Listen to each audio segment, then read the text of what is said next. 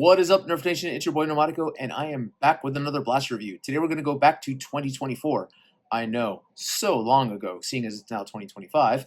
And we're going to be looking at a release by Busby Toys via the Adventure Force line at Walmart stores. Now, we're talking about the Adventure Force Rogue. Now, the Adventure Force Rogue is a flywheel blaster. It is a pretty large pistol-style blaster. I say pistol-style because it does not have an actual buttstock or anything like that. It comes with an extended barrel as well as a removable scope. Now, the scope is not necessarily magnifying. It's just there for decoration. It would be nice if it did, but hey, you know, it looks cool. And of course, it does come with a 30-round drum clip. I say clip because that's what they say in the box. Do not jump down my throats in the comments, please.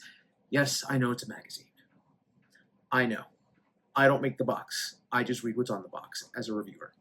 It also does come with 30 of the Busby Toys AccuBlast darts. Now, the AccuBlast darts, they were seen last year with the Twist Fury. And you know what? Pretty decent darts, not going to lie. I actually like those darts. They perform pretty well for accuracy and distance.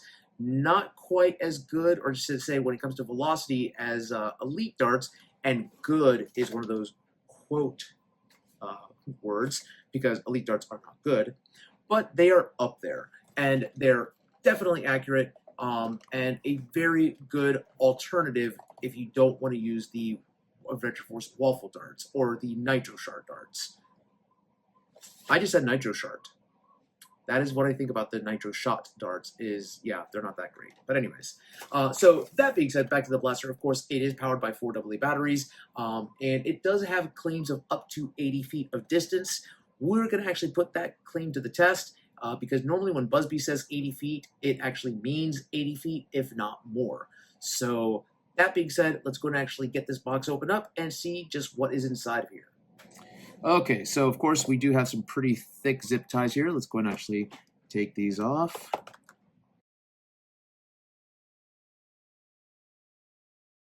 All right, so it looks like we have 3 zip ties, and that takes care of the blaster. That is surprisingly light.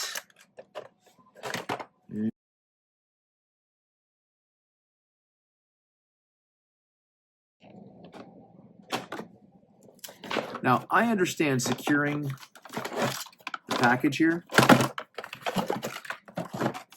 Definitely understand securing the package for a store, but I don't know very many people who are going to actually walk off with something this big in their pockets. So, of course, I have a stray dart.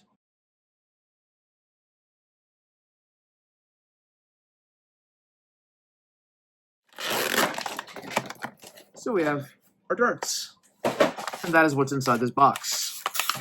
Now, let's take a look at these darts because, of course, they are different than what I normally see here. They do look similar to the Adventure Force waffle darts, but you can see that the pattern is different. The dart itself, I can tell you that the foam is nice and sturdy. That head does squish, so this will be great in any high crush flywheel that uses standard lengths, but most of the hobby has moved away from that when you actually modify the blaster. Now, from what I've heard, this blaster does have the same type of flywheel as another one of the Busby blasters, and Buff Daddy Nerf actually created that flywheel as a modification. I should say that cage as a modification, and I already printed it out. So maybe later on when I go live, I'll slap this new cage in here and see what kind of performance we can get out of this thing. You know, it might be a fun, goofy blaster to run in a 150 round. We'll take a look and see how it works. All right, so let's take a look at the drum magazine. Now, the drum magazine, it does have a pretty good springiness to it. We're going to start loading this up here real quick because drum magazines, especially the ones that were created by Hasbro, they can be hit or miss sometimes. Those springs can be really sticky and don't feed the darts properly. But so far from what I can tell, and it could just be that it's new in box and clean, this one does not seem to have that issue with the springs. So it does say it holds 30. So we're going to load up 30 darts in here. It's nice that they give you enough darts to actually load the clip. Yes, I say clip on purpose, guys. To load the magazine, because that is something that some blaster companies that will remain nameless, Hasbro, has been neglectful of in the past, and that is providing enough darts to actually load up everything in the blaster. So we'll see.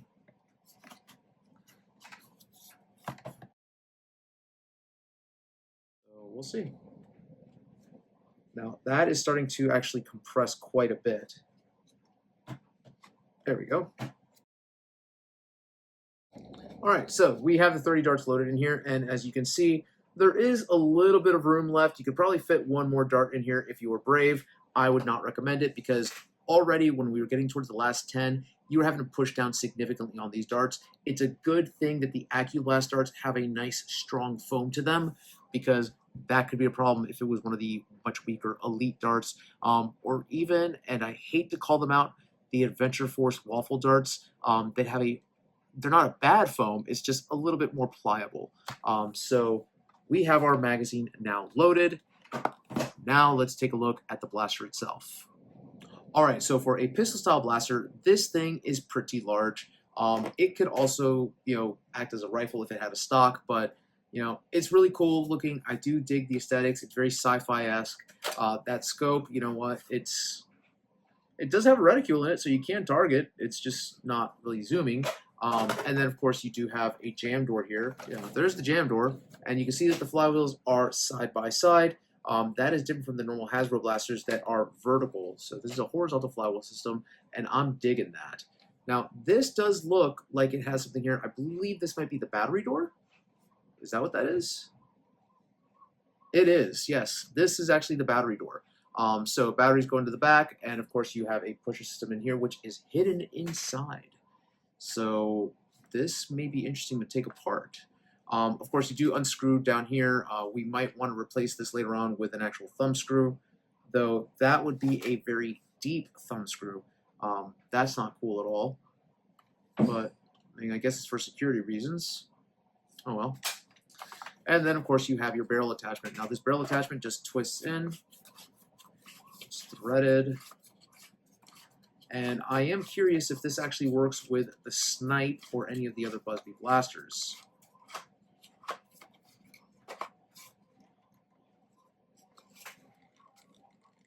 Here we go.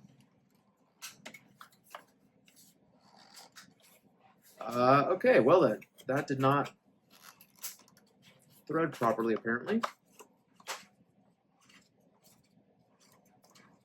So that's interesting.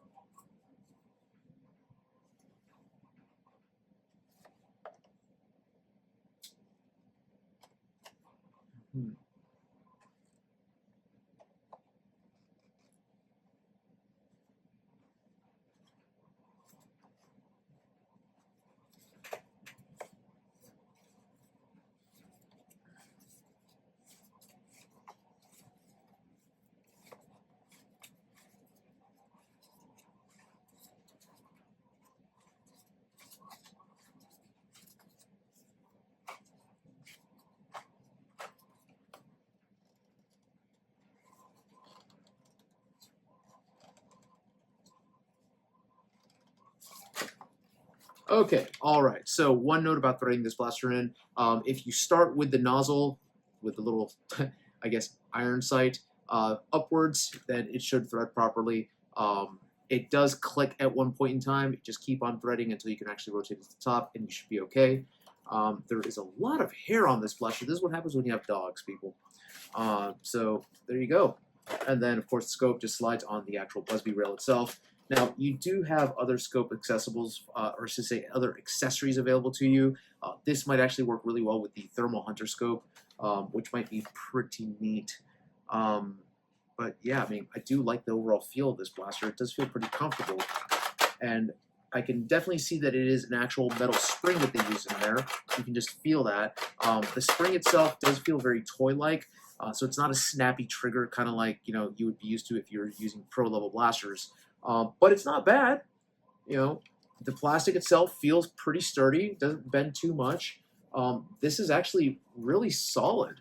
Now, the price on this thing, currently it is on rollback for $19.98. That's actually why I got it. The normal price was around $25. feeling this in my hand, I mean, depending on the performance, it might be worth the 25. I don't know if it'd be worth more than that because, again, that's when you're talking about strife levels and you're talking about other blasters that are available, such as the Aeon Pro X, where I might be leaning more towards that. However, for a kid's toy, and I mean kid's toy, 8 and up, this feels pretty solid. And if I was a parent and my kid said, hey, Dad, can I get an Adventure Force Rogue? I mean, so far, I feel pretty confident in buying this. It's not, it doesn't feel cheap. Certainly, it's an upgrade on some of the Hasbro blasters that have been released recently. So, I mean, this is okay so far. But, of course, now we need to test with the batteries. Let's go and actually load up some batteries in here and see how this performs using, well, you know what? I'm going to load up my IMRs. Let's see how it performs with IMRs. All right, so we got the battery door open, and I do want to point out one thing about this battery setup. It's different than what I normally see. Normally, if you see a top-loading battery setup, they are laying out horizontally. In this case, they're actually vertical, so that's kind of nifty. That means that this goes deep down in here, and I'm really curious to see just how this looks inside, because you should be able to easily put a lipo in here if you were to carve this all out. So this is positive, negative. So let's go 1. Let's go 1. Let's go dummy battery. We got our IMRs here. Now these are 3.7 volts batteries. So we're looking at about 7.6, roughly a 2S LiPo equivalent. So this will be a little bit overvolted. All right, that should hold. Let's see what it sounds like revved.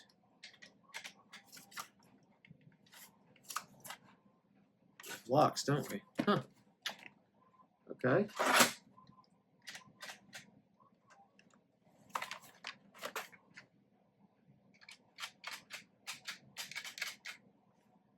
Okay. All right, well, it turns out the IMRs went bad. We were only getting around 38 feet per second. I went ahead and actually swapped out and put regular batteries in here, and much louder. Now it actually sounds like a normal blaster. Let's go and try to test this again and see how this works, because that's disappointing. But I still want to lipo it. We'll see.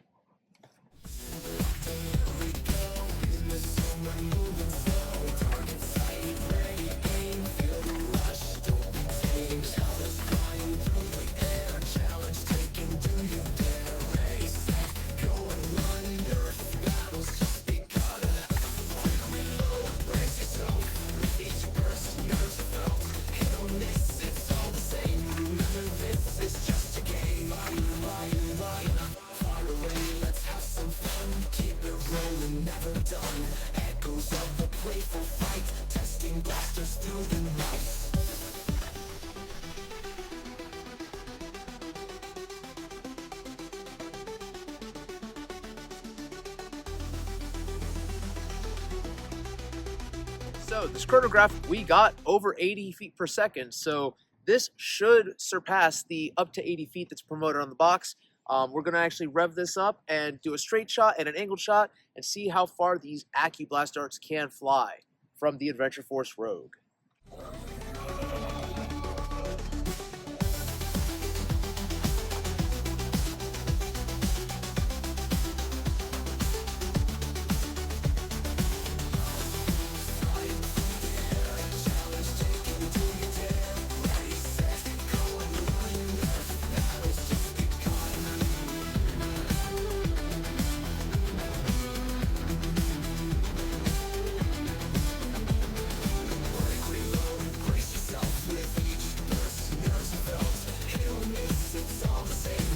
Okay, so as you see, I actually did 3 shots. The first one was a straight shot, hit about 65 feet, which is very decent actually for a straight shot. The second shot, there was a wind gust, so it only got 75 feet for the angled shot. However, when I shot it again, after the gust died down, we hit that 80 feet. And then I did confirm it by shooting back towards the camera from the spot where the dart landed, and it did hit 80 feet with no wind. So yeah, it is an honest blaster. Yeah, I'm okay with this. Up next, my final thoughts regarding the Adventure Force Rogue.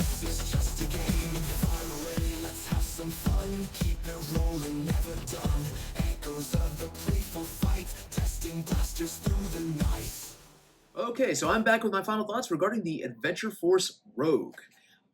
So here's the deal. For what you get for the $24 that this normally goes for and the $19.98 that it is currently on rollback, I'm okay with this purchase. The drum alone, that is half of the value of the blaster, in my opinion, especially if you are still running full-length darts for backyard play, because you know what? A 30-round drum capacity, there's no actual blasters that are made anymore that utilizes these drums. Unfortunately, Hasbro, they no longer carry them. They're not available to buy at stores. You can get them secondhand, but then you run the risk of it being an older drum, and Lord knows what's happened to it. Now, the other thing that I will tell you about this blaster is that it gets the numbers it needs to get. So you saw that with the chronograph, we were hitting up to 80 FPS, averaging in the 70s, or say the high 70s. We had one variant in the low 60s, but that could be chalked up into it being possibly a damaged dart, or just didn't feed properly, and that's okay. So that being said, it is a decent purchase at $19.98. I would not pay more than around $23 for this blaster. So if you ever see it secondhand and someone's asking you for like $30 for this thing, tell them to go take a hike, because there's better options out there in regards to this style of blaster for this style of play. Now, there are a couple of things I want to point out, and these are just small little grievances that I have with this blaster, things that are probably fixable. So for starters, let's talk about the trigger system. Now, this trigger, it is pretty large. As you can see, I can actually use 2 fingers on this, and I'm an adult male. G-Rex had this in his hands, and he even said that the trigger was really chonky for him, so you have that going on. The next thing I will say is that pulling this trigger, there is a little bit of a delay in the mechanism, so that once you start to pull it, you have to actually pull it a little bit harder than you normally would for, say, like a strife or anything like that. It's not a snappy trigger that you just pull and then a dart shoots out. No, there's a pull, another pull, basically inward, and then the dart comes out itself. There's a problem with the mechanics. That could possibly be fixed by opening this thing up, just adding some lubrication on the inside, maybe adjusting a spring. But other than that, it's something that, again, it's a toy. It's not a performance blaster. You can obviously upgrade this thing if you wanted to. In fact, I'm probably going to go live here shortly and do that. And that way we can actually watch together. Now, the other thing about this blaster is the batteries. 4 AA batteries, look, that's fantastic. The way that it's situated up here, I'm a little bit worried of how much space is back here right now. But, we'll see that when we open it up. The scope itself, look, it looks cool, but it serves no actual function. I mean, it does have the little target reticule on there, but if we're talking, seriousness here, this is more for pretend play, not for actual ease of use. I would probably swap this out with the thermal hunter scope. That way you actually have something that is useful, where you can actually see if somebody's hiding behind a wall, only because of the fact that it detects their heat. And as for how that actually looks on here, let me actually grab that really quick because I have it right here on my table. And it does slide right on there. So yes, it looks chonky. Yes, it looks ridiculous, but it does match with the actual rail, and that's kind of a nice touch. Of course, that thing is really cool, and it's a lot more usable. Now, so there you have it, the Adventure Force Rogue. Who is this blaster for? I'll be honest with you. 8 and up, you know what? They're going to be great with this blaster. Even probably going down as low as 6 years old should be okay. Now, would you use this in competitive play? Absolutely not. Not stock at all. This is definitely a basement blaster. I would possibly use this for like a backyard battle. And if you are running like with other people that are using, let's say, Nerf Rival, you could possibly get away with using this. But I wouldn't recommend using this in anything that's above 150, 100 FPS cap. So HVZ, you might be able to get away with it. It is kind of bulky for a sidearm, and it's kind of uncomfortable to use as a primary, in my opinion, because it feels like it needs a stock. But, whatever. That's up to you. I will tell you, though, that it is fun, and the design on it, overall, it looks really cool. I mean, this is really cool sci-fi theming, and anyone with a good painting skill can turn this into something really special. That might actually become a project for me in the future, only because of the fact, again, I liked the way that this blaster looks. It appeals to me. It has, again, that futuristic laser pistol design that I'm really fond of. And all these little things here, let's see these beauty marks. The quote-unquote faux circuitry design here, that with a chrome pen could look really sharp once you actually paint this up. So there you have it, folks. Adventure Force Rogue, currently on rollback at Walmart, $19.98. I highly recommend picking this up, especially if you're a fan of Busby toys. Until next time, y'all, keep on blasting.